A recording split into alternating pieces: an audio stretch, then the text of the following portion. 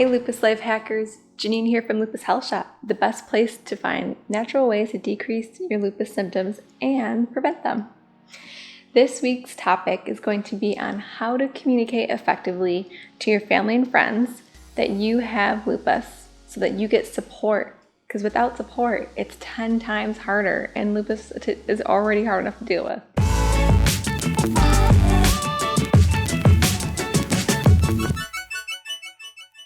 If you're new in this journey and you just got diagnosed with lupus, or you don't even know if you have it yet and you think you do, I was there and it was hard to talk about it because you don't even know what you have. And if you don't know what you have, how can you tell others? So if you're at that point, this is still going to be helpful for you, because what we're going to do is describe our symptoms in a way that other people understand, even if they have never experienced it. So 3 lupus life hacks to communicate effectively and to get the support you need. Create boundaries and write it out on a piece of paper. Second, collect your thoughts and understand how lupus affects you so that you can effectively communicate that to your friends and your family. And third, share information. Share these videos, share blogs, have them join other groups or like pages that are based on lupus.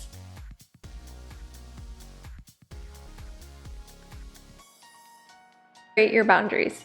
So with lupus, we have to modify how we live our life.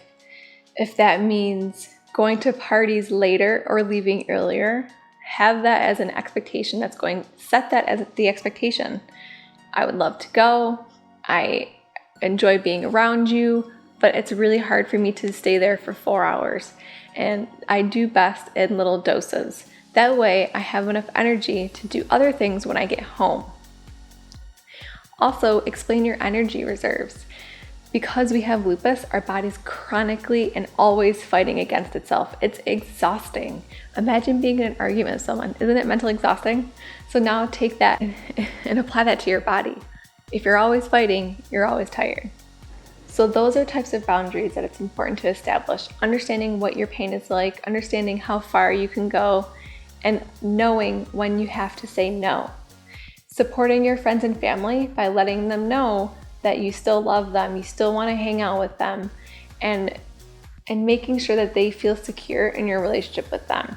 You're not avoiding them. This is all you can do. Maybe it's a good thing for them to come over. Maybe they should come over and help you cook. Maybe watch a movie. There's little things you could be doing together. Maybe go grocery shopping together. These are things that still create a bonding moment and you're still getting work done. And that way they can see you in that moment and how exhausted it is, and how you can go from 100% with energy to nothing in 20 minutes.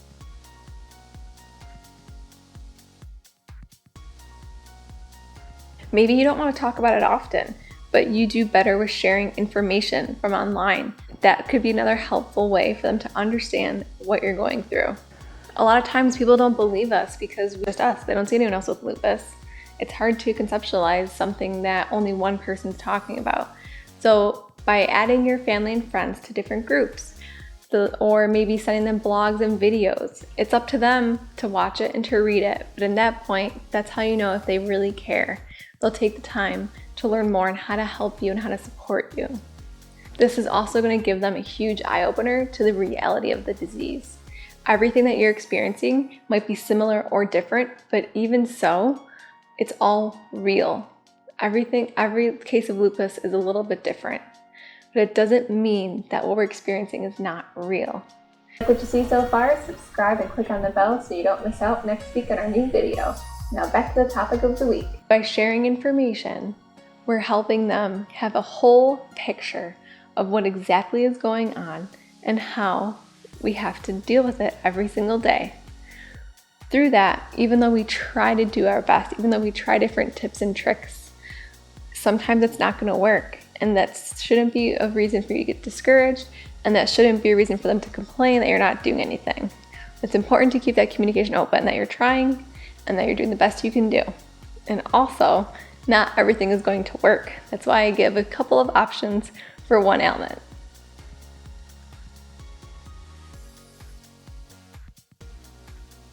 But comparing yourself to the typical 80-year-old man or woman who is old, has stiff joints and stuff, and experiences a lot of bone pain. Imagine that, but looking completely fine on the outside.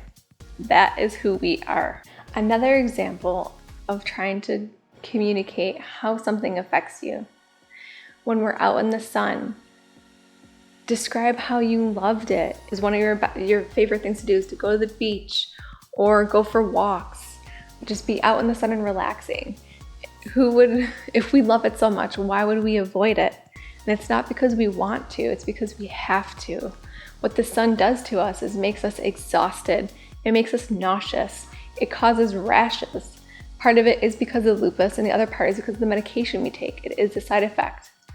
If you want to know more about heat exhaustion and heat sensitivity remedies, check out this video right here. This is one of my favorite things that I've ever done. And the best part about it too is that your insurance might cover it. So check that one out.